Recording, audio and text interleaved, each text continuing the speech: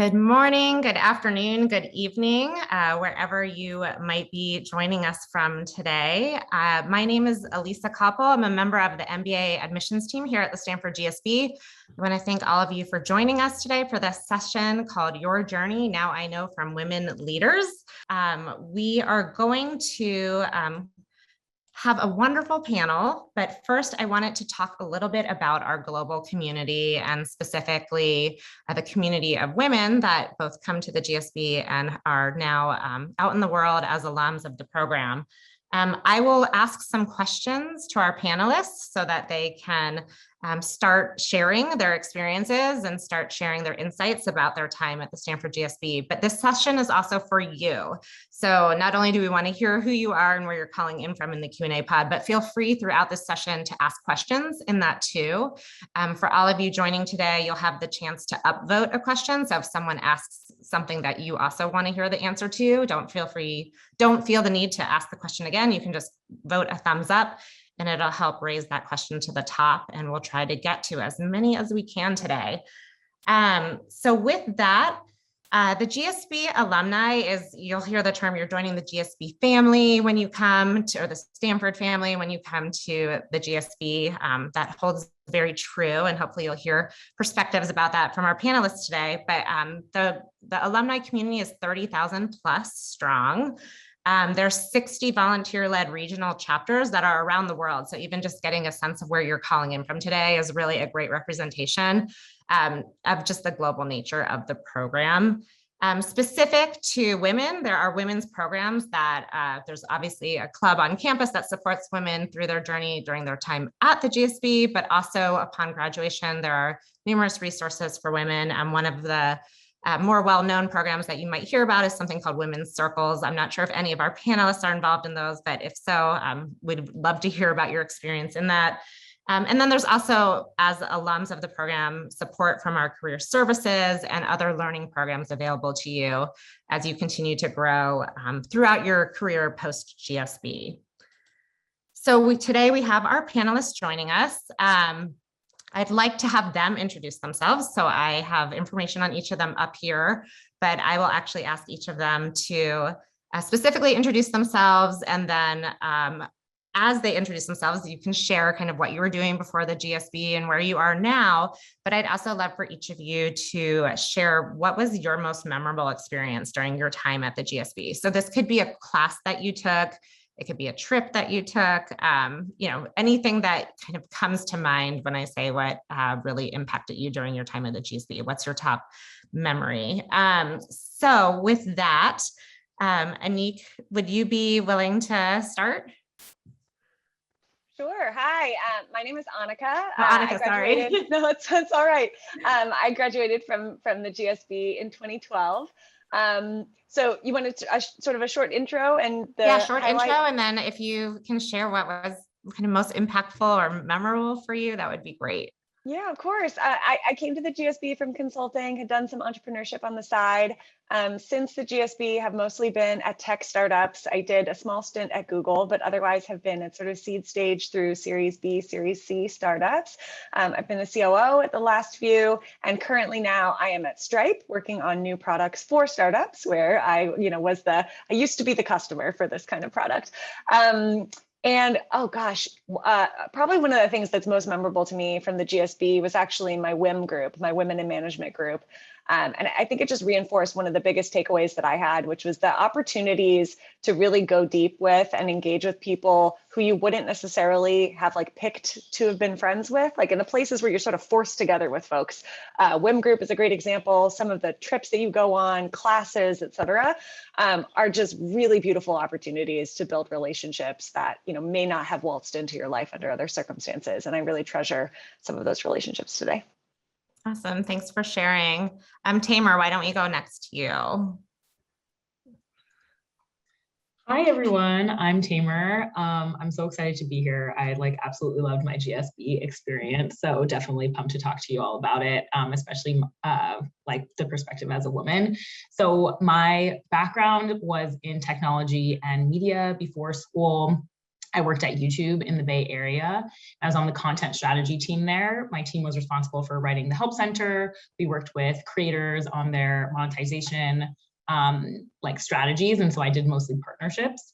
Now I'm at Netflix. I'm also on the content strategy team, but it's vastly different. It's much more like a finance and strategic role. And we focus on what are the valuations for the shows that we're putting on, what is the competitive intelligence, what's going on like in the world around us, as well as just like what types of shows we should renew and cancel and what we should be making. I work on reality TV, which I watched all the time anyway before I got to Netflix. So if you have questions about Bling Empire, Selling Sunset, nailed it. That's what I work on. And I have so many great memories from the GSB, but I think probably my favorites were all the travel that I got to do.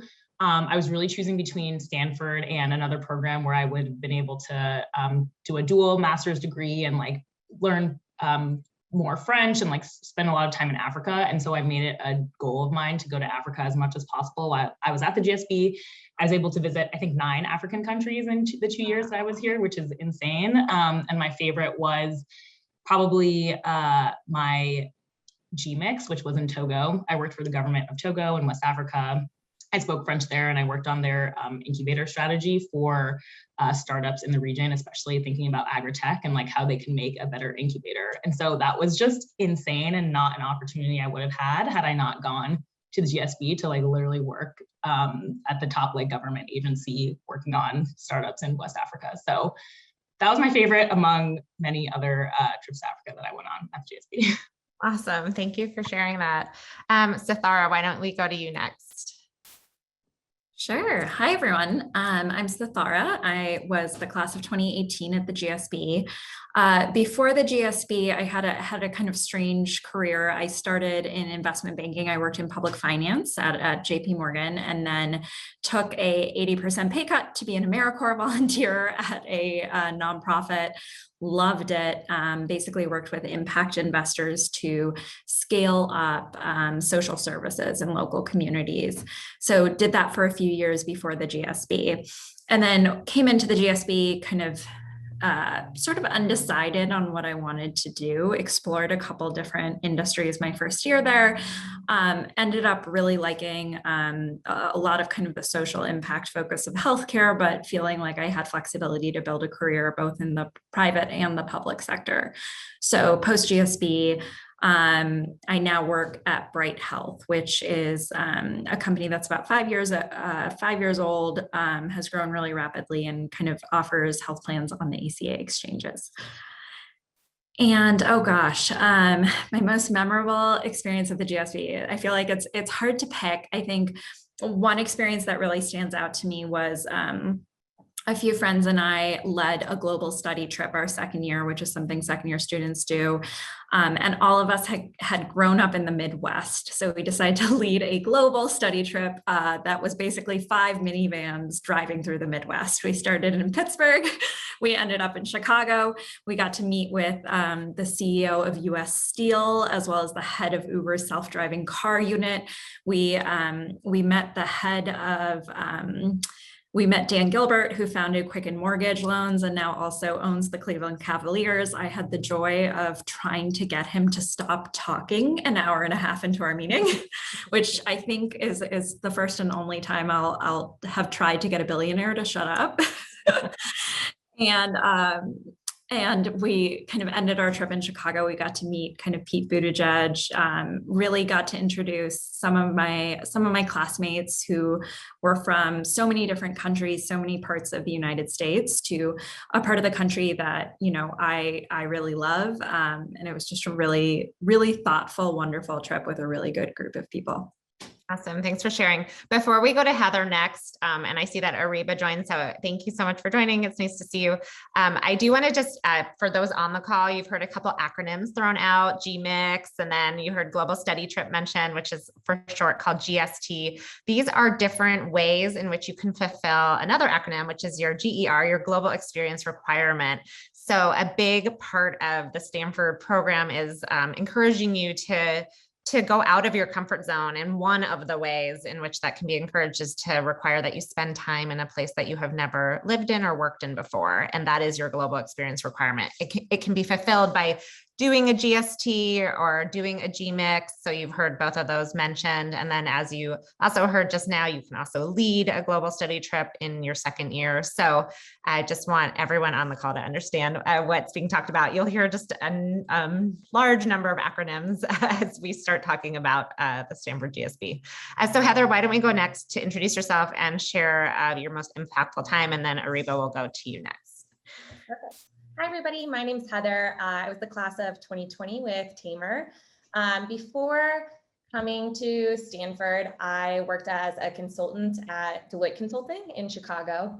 And then I came because I wasn't really sure what I wanted to do next. So I did something totally different for my summer between my 2 years, and I went and worked at Rothy's, which makes shoes out of recycled plastic water bottles.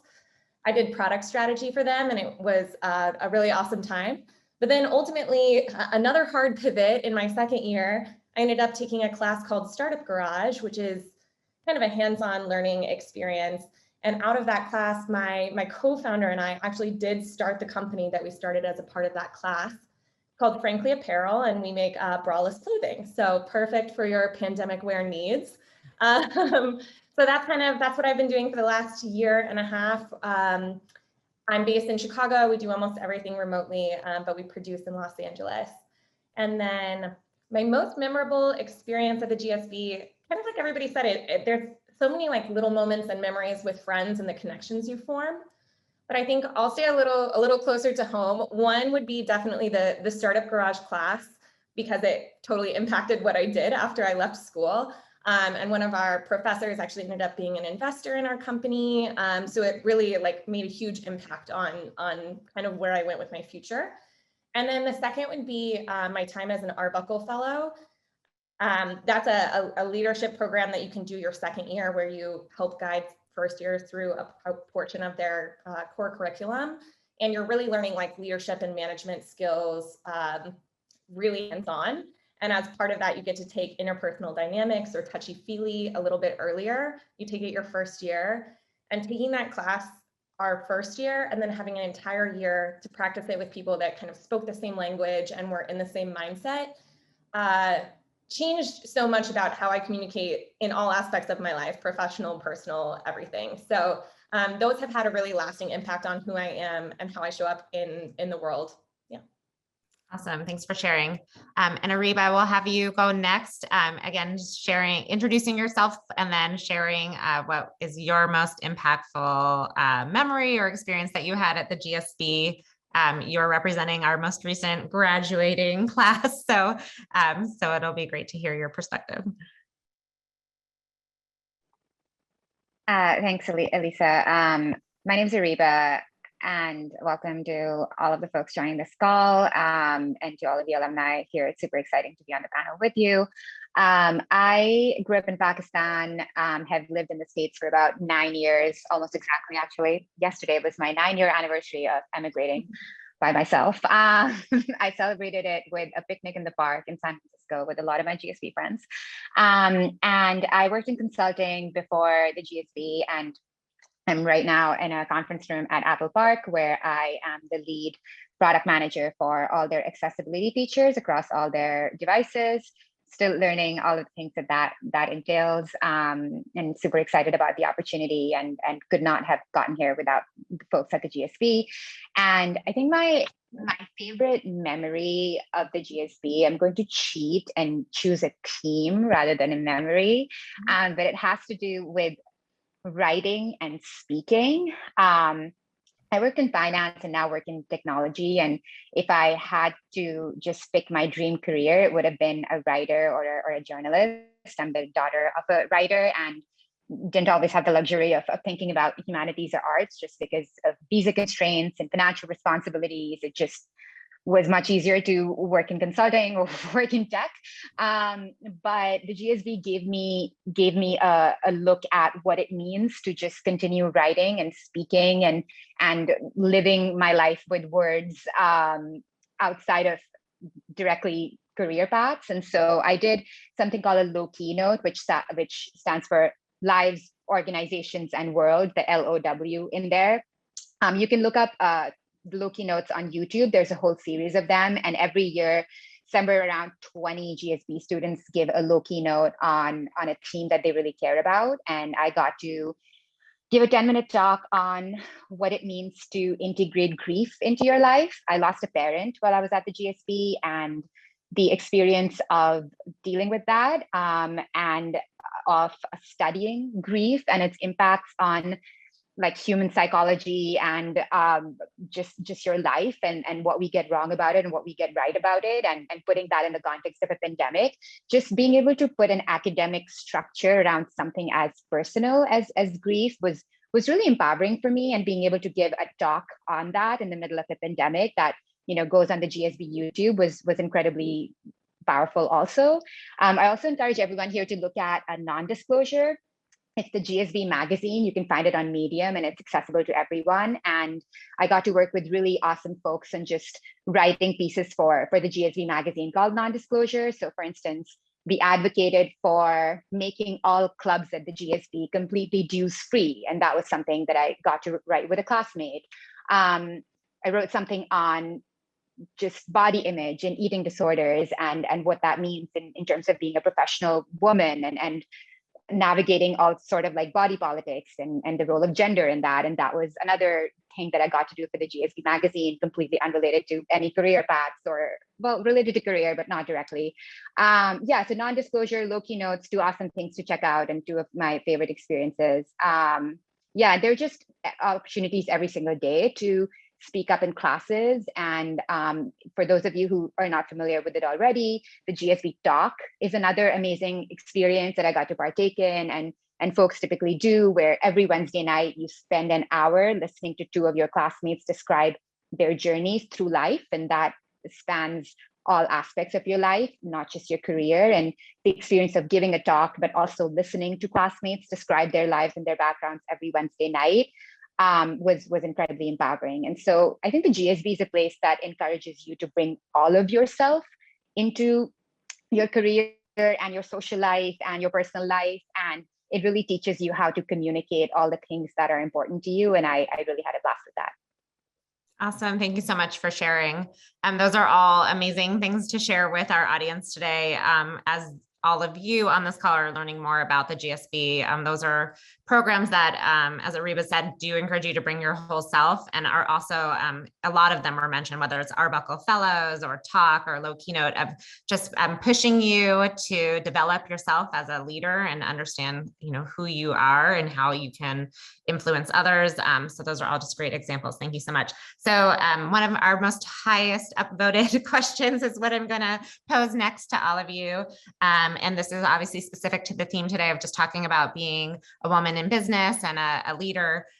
How do you think Stanford specifically, and you know, this could be something again specific to your time at Stanford or even just obtaining an MBA from Stanford, how has that prepared you as a leader, specifically a female leader, in your career? So I'm just going to start now at the top of my grid on Zoom. It's no specific order, but Heather, you're at the top of my grid, so we'll start with you on this one. Sure, perfect. Female founding team with a female-centric company. I can definitely talk to this theme. So a couple of things for me. The first is that there are a few specific classes at Stanford that are particularly focused on female leadership or women in leadership, and I took both of them. The 2 that are specifically women leadership. They also have diverse leadership and other types of classes that encompass women. There are 2 that are specifically focused on women in leadership positions, and one with Fern Mandelbaum and one with Laura Arriaga Andreessen. They are different quarters, so you can take both of them, and they have slightly different bents. And I actually found those classes to be great because of all the amazing female speakers that came in, great because of like the tactical tools and exercises that you do, but also primarily because it's a lot of really strong, amazing women in the class and this amazing female professor who really cares about the women in her class. And often you will get a few men, and I'm always so thrilled when men join those classes, just for the record. I think they bring like a really interesting perspective and shows that they are interested in learning about how 50% of the population is impacted in their work. I think it's really eye-opening. So that was one way. And then the other one I think was really, I came in coming from a pretty male dominated field in consulting. And I think I battled early in my career before coming to GSB, a lot of the stereotypes associated with being like an assertive woman in the workplace, especially a young assertive woman in the workplace. And I was really struggling kind of like with my self-concept and how to stay true to my personal leadership style and be an authentic leader, but still be taken seriously. Tamer can tell you I'm a highly emotional person and I wear my emotions on my sleeve. So kind of trying to figure out how to balance that in the workplace. And all of the opportunities that I got to kind of put my leadership skills to the test. So through Arbuckle, through interpersonal dynamics, all of these classes helped me become a lot more confident in how I was showing up and that my specific brand of leadership had a place in the workplace. Awesome. Thanks for sharing. Annika, I know you already shared with us in terms of your most memorable experience being your time with, working with women in management, but if you have anything else to add, we'd love to hear that in terms of how it helped you in your career. Yeah, for sure. When folks ask me what, like, did you actually learn anything in your MBA? I always say that, particularly, I think this is unique to the Stanford program.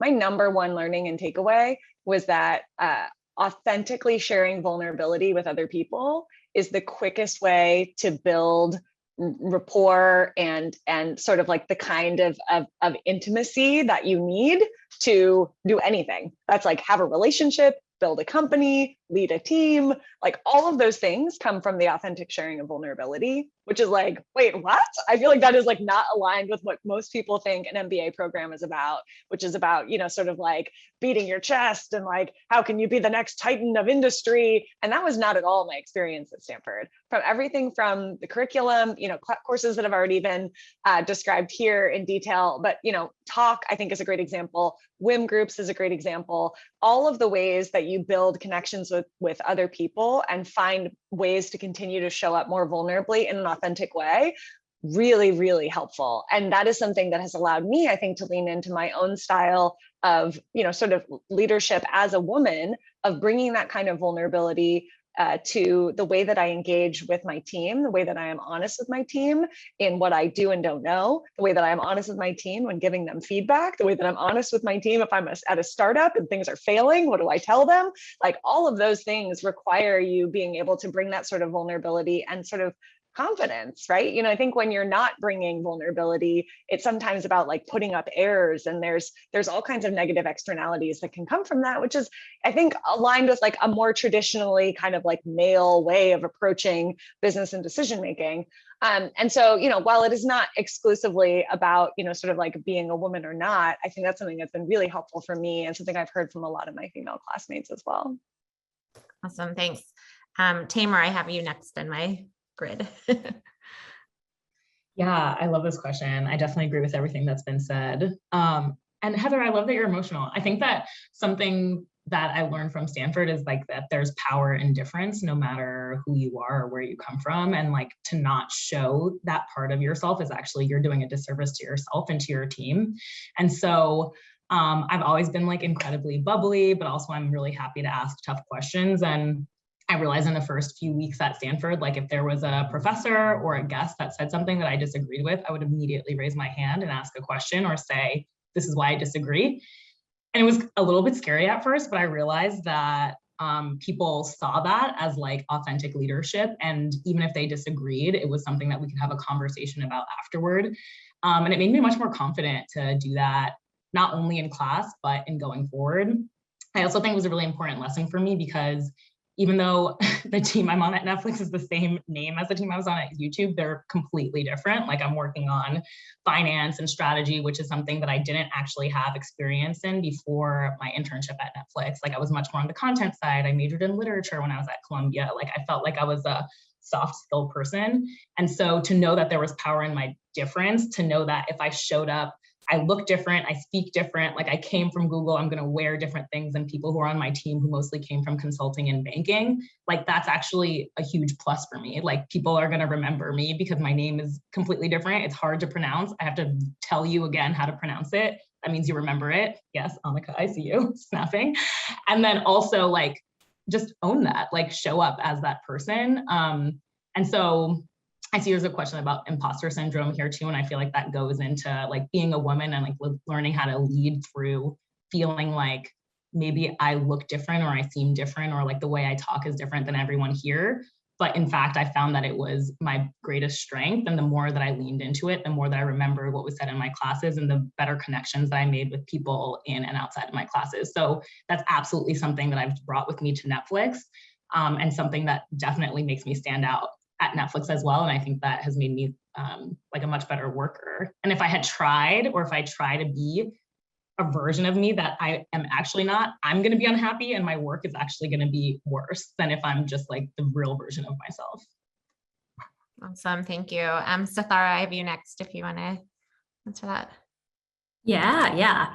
I love what everyone's been saying. So let me see if I can say something that's a little different, since it's all such a good kind of good reflection on the experience at Stanford. I think I was thinking about this and I was like, what am I as a female leader? And I think I immediately thought of a class I took spring quarter of my second year called Acting with Power. And the class is kind of taught kind of both with a professor and with a woman who has more of an acting background and the thinking. And it's so strange to take an acting class at the GSB. And it's not like, I especially had no talent and like dreaded getting up in front of class to like act out scenes. But the thinking is really like, how can you like experiment with like different behaviors and saying different things and inhabiting different characters to kind of figure out what works for you.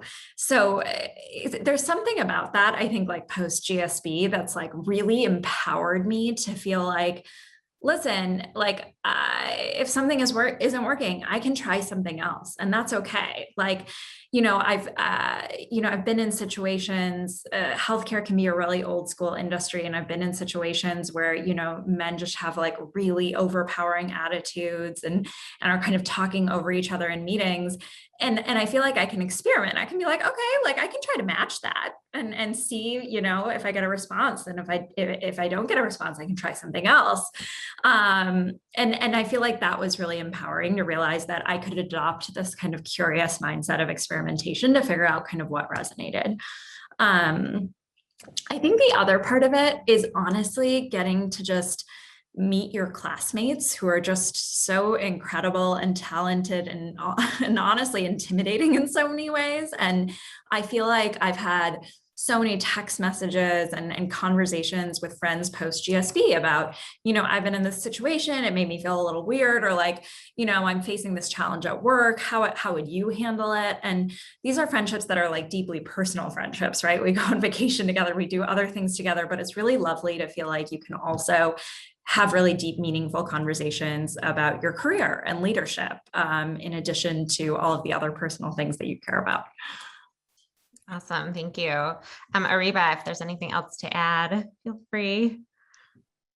I think we covered most bases, but I'll plus one what Sathara just said about having those people who you meet at the GSB who keep you honest, friends who keep you honest. I think as I approach my career and my role and get used to working with a lot of folks who come from very different backgrounds, it's nice to still have those people in your life who know all of you. Like just folks who you can talk to about things that are coming up that it's not always appropriate to talk about at work. What I'm thinking about is I will spend a lot of time working with people who don't necessarily look like me. I work with a lot of white male engineers every day. I talk to maybe one woman for every 4 men. And so it's really nice to have my lovely, group of mostly female, like GSB besties to text and talk to and just kind of describe, how I'm really feeling, which like you don't always have the luxury of doing that at work. And having people who know you at this deep visceral level and who live within spitting distance of you in San Francisco, like it's such a luxury, and it allows me to kind of compartmentalize in other aspects of my career and life. I think the other thing I was going to say is not necessarily related to just being female, but the GSB did teach me that people are people, no matter what industry or role or geography they're in. I think as an immigrant, I already sort of knew this at some level, that my friends back home and my friends here, like they have a lot in common, and you know, a lot, you can build relationships and build strong connections with anyone regardless of their background. And I think I'm more cognizant about approaching folks who are much more senior than me, or approaching folks with very different skill sets or backgrounds than me, and knowing that I can build a connection with them, and I can, you know, have rapport with them and influence them and have them influence me. I think that was something that I realized at the GSB with the help of classes like what is proverbially called touchy-feely, but it's officially called interpersonal dynamics. There's a lot of classes on interpersonal dynamics beyond just touchy-feely, but I think just being able to understand what motivates someone, what moves them, how to communicate with them, how to build a relationship with them, regardless of whether they look like me or not, that was really empowering to me, because I think before the GSB, I always sought out sponsors and mentors who were also women or who were also people of color. And I'm still going to keep doing that, but just by virtue of the space I work in, there aren't that many of those. And I kind of need, you know, everyone in my wheelhouse. And so building the confidence to build relationships with everyone around me, I think I got a lot of that at the GSB. Awesome. Thank you. I'm going to ask the next question, and I'm going to just direct it to two of you, but by all means, just for sake of time, so that we can try to get through as many questions as possible. But if someone wants to say something, by all means, speak up. So this one is actually, I'm going to start with Tamer because it's directed towards a point that you made about just how you chose the GSB. And the question is, what was the final differentiator that made you choose the GSB? And I want to make sure we just focus on like the GSB, because none of us then ended up attending other universities, so we can't speak specifically to that. But, you know, just maybe what was your thought process as you were making your decision, and that might help people considering the GSB as a place to apply, but also one day, hopefully attend. So we'll ask Tamer, and then maybe Sathara, you can also, and we'll have both of you chime in on this. Yeah, definitely. It was a really difficult decision for me because I really wanted to like be international. And I talked a little bit about like the fact that I could have done a dual degree at like the other school that I was choosing. But I think what made me choose the GSB was that honestly, it scared me a little bit more. Like there was this focus on interpersonal dynamics and like getting deep with people. I had lived in the Bay for a long time and had heard of venture capital, but like had no idea what that actually meant. And so I felt like the GSB would push me out of my comfort zone in a way that if I went to any other school, I might not have to be pushed out of my comfort zone. I could like really easily retreat. And so I wanted to scare myself a little bit. And so that's why I chose GSB. Great. Thanks for sharing. Sathara, I'm curious to hear, you know, you can answer the same question, why you chose the GSB. Yeah, it's actually, it's interesting. It's like a little similar. I went to, when I was trying to decide, I went to Admit Weekend at the GSB. And to be honest, I didn't love it. You know, I didn't walk away being like, oh my gosh, this place is amazing. I'm in love with it. Like I have to go here. I walked away and like, maybe I'm too much of like a total Midwesterner where like, I don't like talking about my feelings with people I've just met. I'm like, why are you asking me about this? Like we need to chit chat about the weather for a couple of months before we can get there. And like, I was just like, you know, like, I feel like there's so much like emphasis on the like kind of course, everyone at the GSB says like the touchy-feely part of it and the kind of like intangibles. And like, I feel like, you know, especially coming from like a nonprofit background, like I feel like I want to learn about business, right? Like I like care about the academics. And then I thought about it and I was like, you know, like you literally wrote your GSB essay about taking on uncomfortable experiences and like, and seeking those out. So like, isn't it interesting that this makes you feel uncomfortable? And isn't that a sign that there's, you know, a lot to learn here? So, so that's actually kind of like what ended up making the decision. And I have to say, I walked into day one of the GSB being like, I don't know if I'm going to like this, but like, I'll learn a lot. And like, then I'll have it like on my resume and that's fine. And now I kind of laugh at how I think about it because it ended up being such a rewarding experience and so much more than that. Great. Thank you so much. I'd love to just add like a really, really quick other reason. For me, a lot of it had to do with program size. So I came from an undergraduate experience that was very small, was all residential on campus. I loved that. And the other MBA program I was looking at had maybe 1,000 or more students.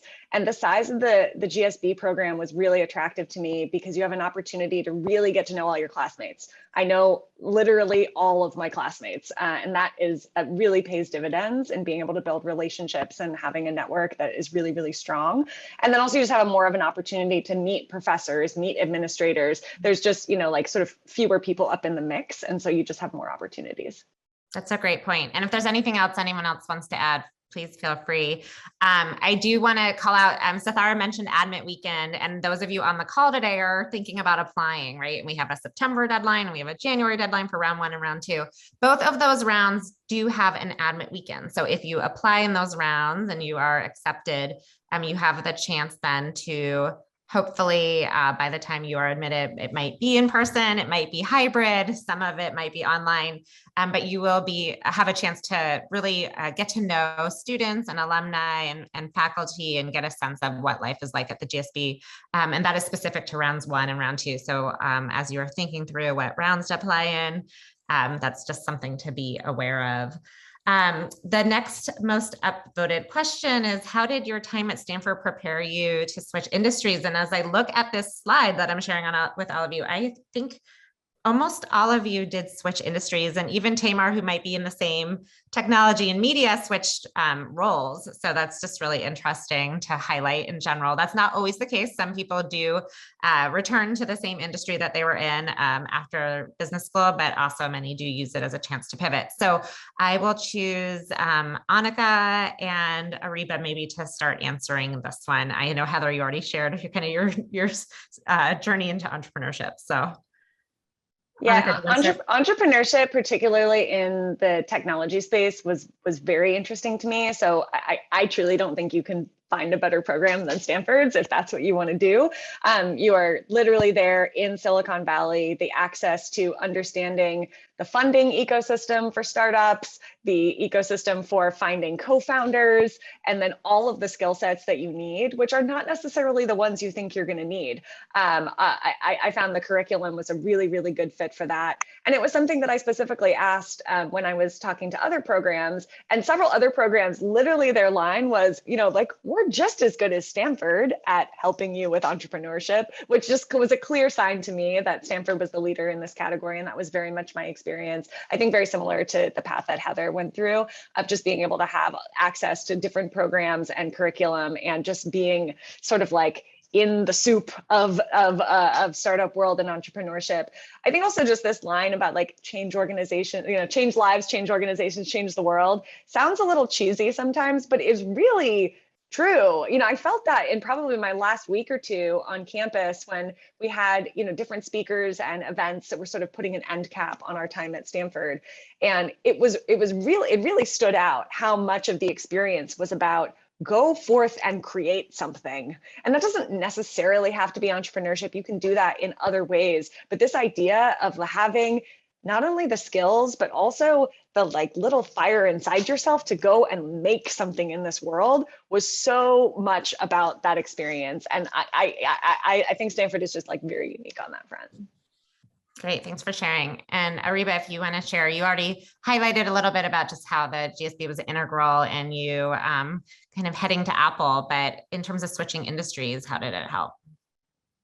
Yeah, I'll preface this with, I'm an international student, and for those who are on the call and international, that it's just an added kind of stressor, because I like to joke that I'm only ever in the States because someone wants me to go to their school or someone wants me to work for their company. And I, in my head, very much see the States as where I've grown up. I'm 29. I've been here since I was 19.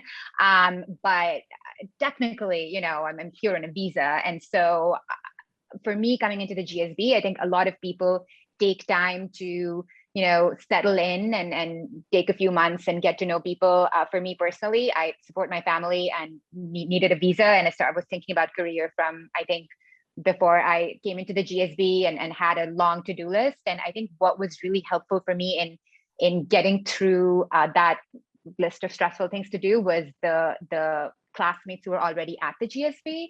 And so technically you don't start doing resume drops and career events and whatnot until like November. But I think even just in like the summer before the GSB and August, September, October, I reached out to folks in my class who were working in product roles across like small, big, medium companies that I was interested in. I was mostly looking at product and big tech and fintech.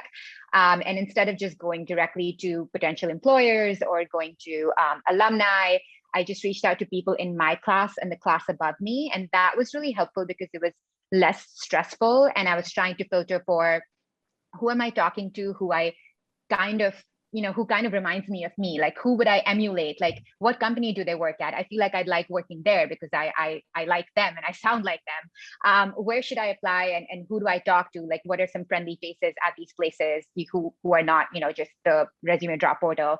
And then what can I say I have to offer? Like what's my narrative? What's my pitch? And being able to really refine that with classmates was super valuable. And when it came time to actually go to networking events and do resume drops and do interviews, just having all that practice was super helpful.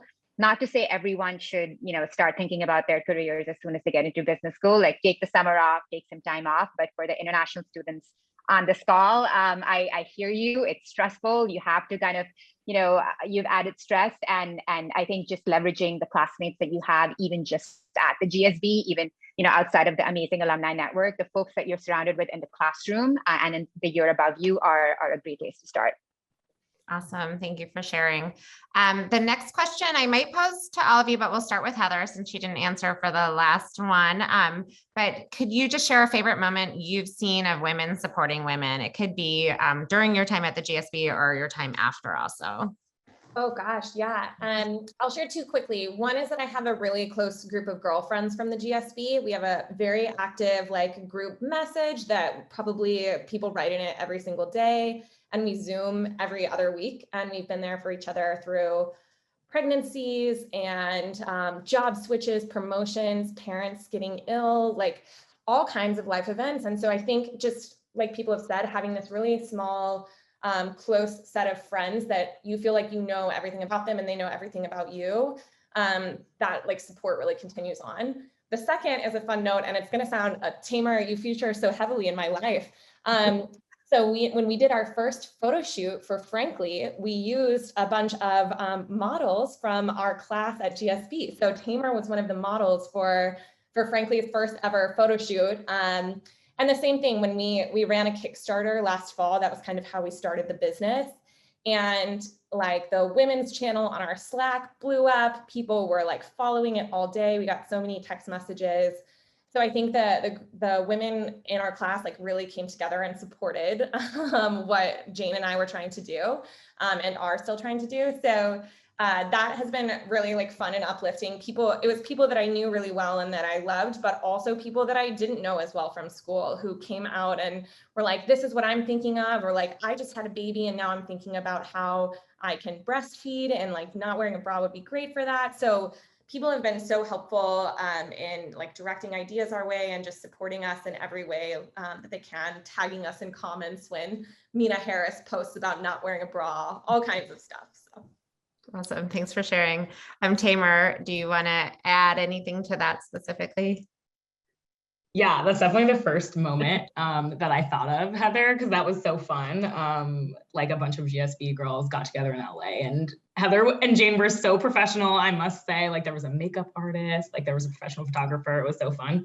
Another moment that I have is I took this class called Paths to Power, which is a little bit similar to Acting with Power. There's lots of classes about power at Stanford, which are fun, but this is all about, I think, engaging in power in a way that a lot of people find uncomfortable, but learning what the tactics are so that you can understand how you can do it yourself, but also how people are engaging with power around you in a way that you might not have noticed. And afterward, my friend Marta and I in my class created sort of a group of women who would try to do powerful things together for the spring quarter. The class happens in the winter, and we called it Power Posse. And it was actually so fun. And we still have our WhatsApp group to help each other. And I think it's okay, I want to write a Medium post, should I post it? And we're all sort of rah, rah, you go, you should do this. And so I think that's one way that I've still engaged with women supporting women after the GSB. Awesome, thanks. Annika, do you want to add to that?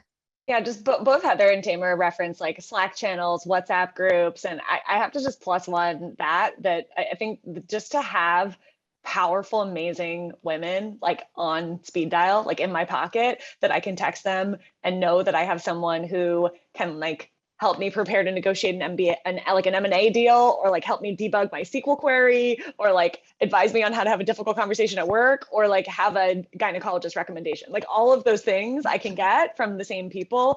And it's just like when people talk about the network, like to have a network of also really powerful women just is like an extra awesome thing. Yeah, that's awesome. Sathara, anything else to add to that? A time when you've seen women supporting women? Yeah, 100% on the WhatsApp threads. Like I literally was just texting our like women's GSB thread a question like earlier today. So it's a real thing.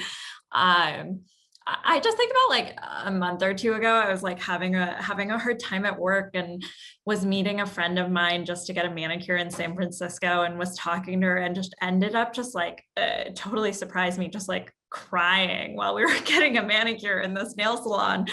And my friend, who was my GSB roommate, who kind of runs her own company and who I really kind of look up to professionally and think is a total badass, just was like, it's okay, Sathara. She was like, whenever I like cry, like on a Zoom call or something like that over the last year, I've just been telling myself that it's good to have an executive cry every now and then. And it was just like such a funny moment of like, it had never occurred to me that one, she would even do that. And it was just such a good moment to be like, oh, I feel so seen and I feel okay, just like sobbing in a nail salon right now, and it's fine. So just one moment of kind of many like that. That's that authentic vulnerability, sharing that vulnerability. It's like actually really great. Yeah. Thank you for sharing that. Ariba, anything else to add? Do you, a time when women were supporting women that you want to share? I think you guys covered a lot of bases. I don't have anything super substantive to add, so I'll give you that time back. Great. So another upvoted question. So from your experiences, would you say the culture at Stanford is more collaborative or competitive? I think I know what you guys might answer, but it'd be great to maybe share an example of an example based on what your answer is to that question. So Ariba, why don't we go the other way now, since you didn't answer the other one? Yeah, I there is zero doubt in my mind about the answer to this one. It is 100% collaborative. I was talking to someone the other day, a mentor outside of the GSB, who said that he was struck by how I thought about progress not as zero sum, but as something that happens concurrently for many people at once. And I was like, oh yeah, I got that at the GSB. Like, everyone is just so willing to help everyone else, and it's very much kind of an attitude of your class. I'll give you some examples. I think just if you're organizing an event, for instance, I headed the tech club when I was at the GSB with like 5 other amazing classmates. And every time we'd bring an awesome speaker to campus, for instance, if you're bringing the head of the senior PM for iPhone to campus, like as tech club, you would reach out to product club and also, I don't know, like design club, and try to get them to come together so that you can get as many classmates as possible to attend this awesome discussion. There's no competition for like tech club to do an event and eke out another club. Like it would truly not even occur to anyone to do that. So anytime you're doing something that might be interesting to another classmate or another organization on campus, you loop them in. I think it's very similar for just from a career point of view. I've never really had a classmate who I reached out to not respond to an email. So even like when you're an MBA 1, like the MBA 2s, I think right at the beginning feel inaccessible and just seem to have like all of the wisdom, and you're trying to figure out like how they got so cool. And I think I had a lot of reservations reaching out to people and saying, hey, I'm an MBA 1, I'm that overeager person who's already, thinking about interviewing. Will you please talk to me about your cool internship? And everyone always responds, even if they don't have time to meet with you. They're super busy, they're not in the country. They'll, support you by email or Slack or WebEx or Zoom. Yeah, people are super, super collaborative. I think another example is just interview prep. even if you're applying for the same jobs, because a lot of people apply to Google and Apple and the bigger companies, I prepped for interviews together. I let my classmates know, hey, I moved to the next round, and this is someone I talked to who was super helpful. Like, do you also want to talk to them? You make introductions for folks at your old company or at the company you interned at. It's just very much kind of in the DNA of the school. And whether you go to the GSB or not, I would just advocate for all of us as women. Just seeing progress is something that happens concurrently for all of us. And I think sometimes, like, especially in places where there aren't enough women in leadership, there can be the attitude of, oh, I want to be the only woman in power. And I didn't see any of that at the GSB. And hopefully there will be none of that on this panel of 108 people either. Thank you. I don't think we have time to get to everyone because we just have a few minutes left, but I'd love to ask Annika, just going in reverse order again, to chime in if you have anything else to add about collaborative versus competitive. I think that point on competing for jobs was a good one. And it made me think of a couple of real concrete examples. Something I see a lot on threads with GSBers is people who have like the job position for their boss is open, and they'll blast it out to GSB folks or like pick specific ones and say, hey, I'd love for you to interview for this job to like come and be my boss. Or in places where, you know, I've definitely had friends who went through an interview process, didn't get the job, but then reached out to me and said, I think you might be better for this job. Like, here's all the information for it. So that's sort of like job sharing and trying to help lift people up. You see all the time. Awesome. Is there anything else that any of you would like to add in terms of just talking about the culture and a time maybe that the collaborative nature of the program was notable to you? I just want to say something really fast. And I think that is the nature of the program is so collaborative that you will serve yourself the best if you come to Stanford by telling everybody what you're interested in or what you're passionate about, because people will bring that back to you like tenfold. If they know what you care about, they will, anytime there's an opportunity or something that even marginally relates to it, or if they're thinking about it or talking to someone, they will point that person back to you.